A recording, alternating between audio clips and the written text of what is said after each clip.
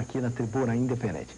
Reinaldo, gostaria de ouvir a sua participação. Muito obrigado, Marcos. Professor, eu pergunto ao senhor, em que medida os educadores, uma vez que o nosso tema é educação e cultura, em que medida os educadores das escolas de ensino fundamental, médio e mesmo nas universidades sonegam conhecimento de qualidade para os alunos?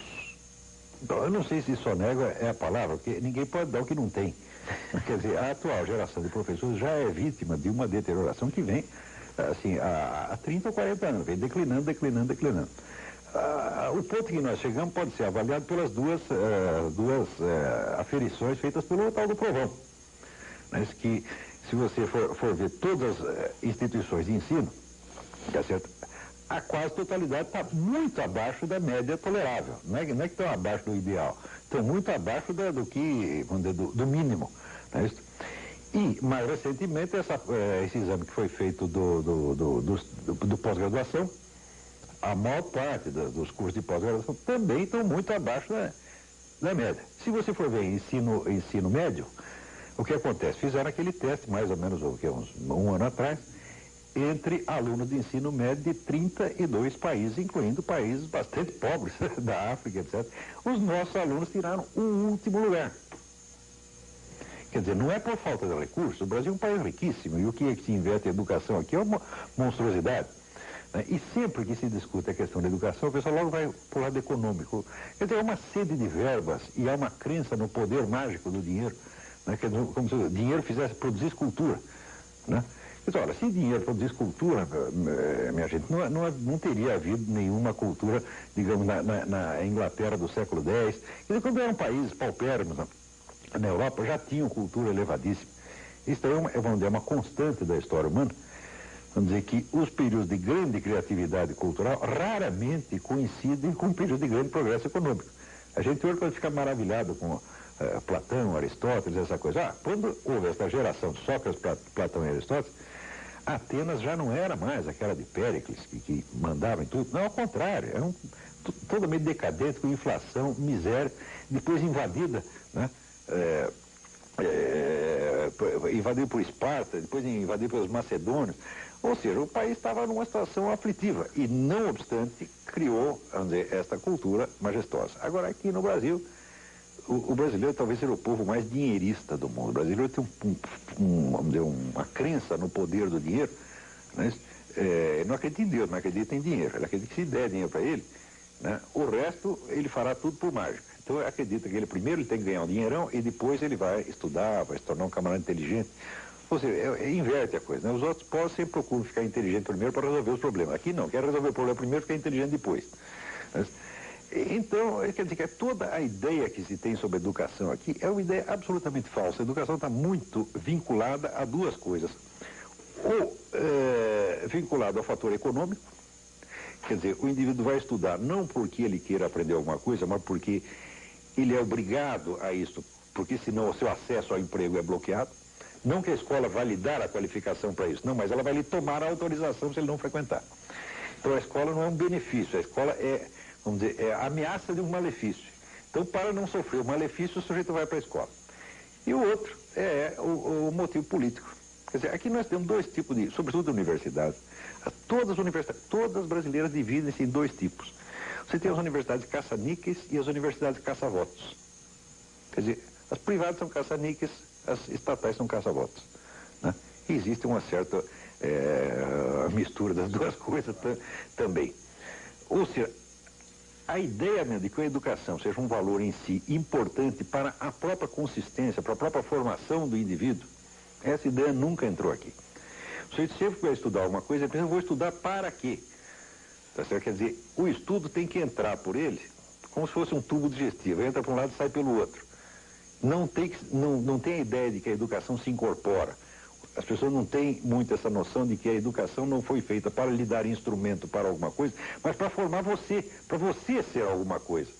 Para você ter uma personalidade, para você ter consciência, para você saber fazer suas escolhas, para você saber quem você é, para você se orientar no mundo, etc, etc. Ou seja, a educação como, digamos, de fator de fortalecimento, de desenvolvimento da pessoa humana, nunca existiu. A educação aqui é utilitária. Ou é para vamos dizer, ter uma finalidade profissional, então o sujeito vai fazer aquilo sem acreditar que ele vai aprender profissão, mas ele pelo menos vai ter, ele não quer educação, ele quer apenas o diploma, porque o diploma é a autorização para fazer aquilo que ele não sabe fazer.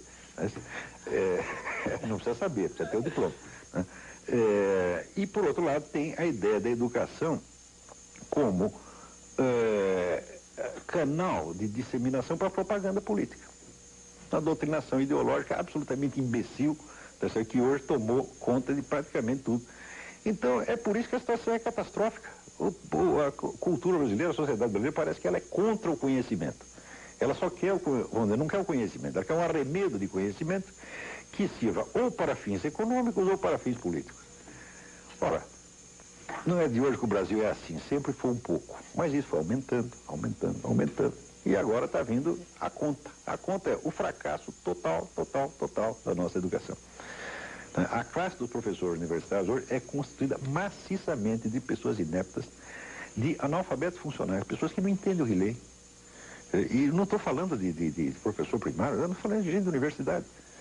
Quer dizer, ontem eu publiquei na Folha um artigo sobre o Congresso de Filosofia que vai ter na Bahia, né? E fazendo um exame do programa, né? É um negócio organizado pela Associação Nacional de Pós-Graduação. E eu dizendo, olha, esse programa aqui é o mesmo programa que vocês poderiam fazer na década de 60. Vocês não aprenderam nada desde então. Os maiores pensadores que apareceram no último meio século continuam totalmente ignorados. Vocês continuam com aquela temática dos anos 60. Hoje sai na Folha uma carta do sujeito indignado. Não é nada disso, você estava tentando humilhar pesquisadores sérios. Só que quando você lê a carta, o sujeito não sabe regência verbal, não sabe colocação de pronome. Eu digo, mas como é que esse sujeito chegou num pós-graduação se não podia ter saído do primário? E são pessoas assim que não têm a menor consciência de suas deficiências. Por quê? Porque são reconhecidos como professor. Tem lá um diploma de pós-graduação e todo mundo chama de senhor doutor e o indivíduo nunca é testado realmente no seu conhecimento, né? Você tem uma rede, uma proteção corporativa absolutamente perniciosa, doente, né, onde todo mundo só pensa assim na autodefesa dos seus interesses, todo mundo sempre com medo de perder emprego, né, e fica essa coisa mafiosa, ou mafiosa por motivos econômicos, ou mafiosa por motivos políticos. Agora, o ensino propriamente dito, o aluno como pessoa, tá certo? Pessoa, eu vou dizer, que tem as suas dúvidas, tem as suas dificuldades, porque a consciência humana ela não cresce assim, que nem banana, tá entendendo? Ela precisa ser fomentada, precisa ser ajudada. Todo ser humano precisa deste socorro no começo da sua vida. Estas necessidades do aluno são absolutamente desprezadas. Só se quer saber o seguinte, quanto a faculdade vai ganhar com o aluno por mês, ou em quem que ele vai votar depois que ele sair daqui. E, naturalmente, tem que votar nos partidos mais poderosos. Então, toda a classe estudantil brasileira está sendo vilmente usada para sustentar picaretas.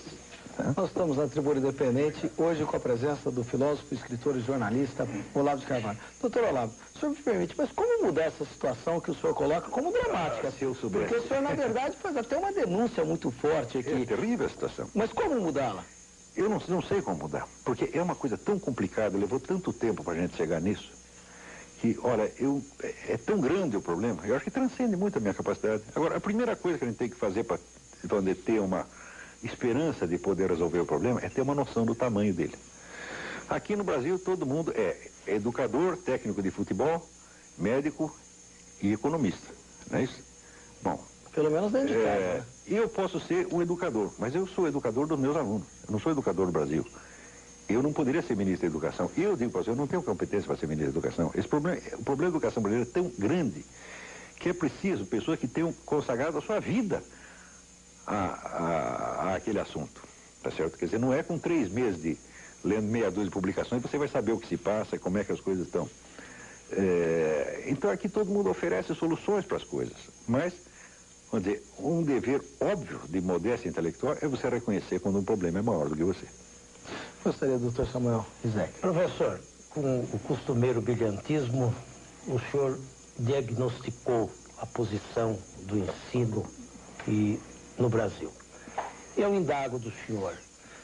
O senhor identificou em alguma época da história, ou mais recentemente, alguma tentativa inteligente, válida e bem intencionada de alterar esse estado de coisas, eu digo alguma reforma, porque a minha geração assistiu a algumas tentativas de mudanças, de reformas, algumas reformas até que se identificaram com os próprios autores.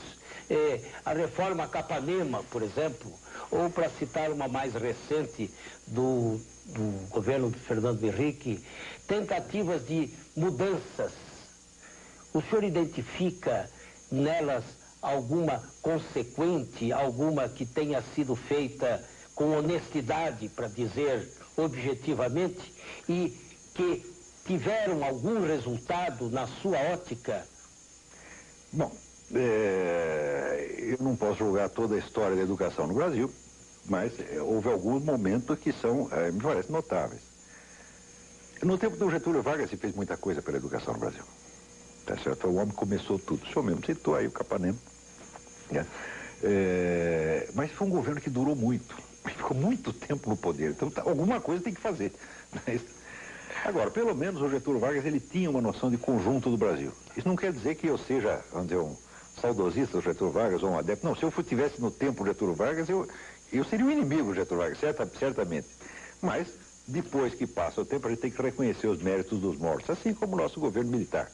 Na época do governo militar, eu era totalmente contra. Hoje, que passou 20 anos, nós podemos fazer o balanço e ver méritos e deméritos, né?